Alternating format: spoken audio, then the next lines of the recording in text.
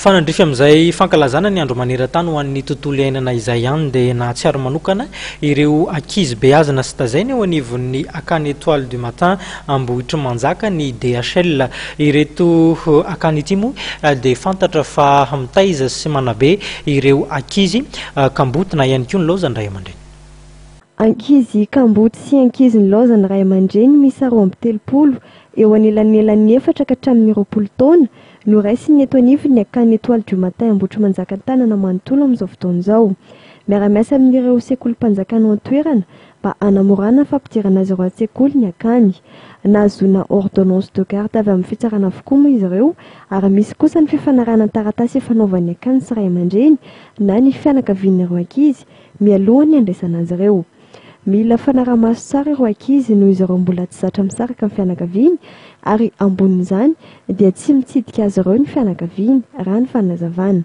Manana olana izay ohatra eo amin'ny fitaizana ny ankizy nalaina tany amin'ny toerana maro samihafa daholo izy ireo dia mbola vola volaina mbola omena fampianarana isan-karazany eto amin'ny akany vao afaka mitovy amin'ireo ankizy izay efa nibeazana teto. Ankoatr'izay koa moa amin'ny lafin'ny fanabeazana dia mandalo olana ny centre eo amin'ny antony tsy fisina indraindray izay le hoe eto manana fikarakarana an'ireo ankizy ireo na ny amin'ny sakafo zany na amin'ny fitaovam-pianarana ny mombamovan'izy ireo mandalo an'izany koa ny centre indraindray.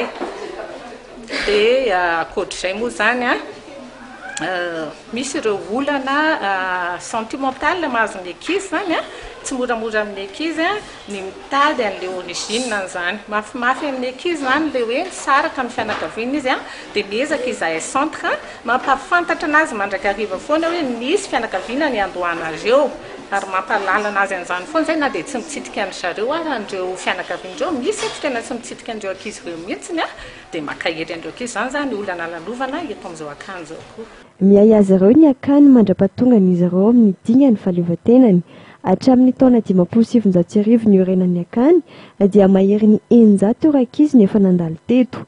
Tamin'ny andro maneran-tany ny tontolo iainana izay nankalazaina omaly dia nisy ny hetsika fanentanana nataony teo anivon'ny DHL teto anivony ity akany fitaizana zaza Kamboty ity.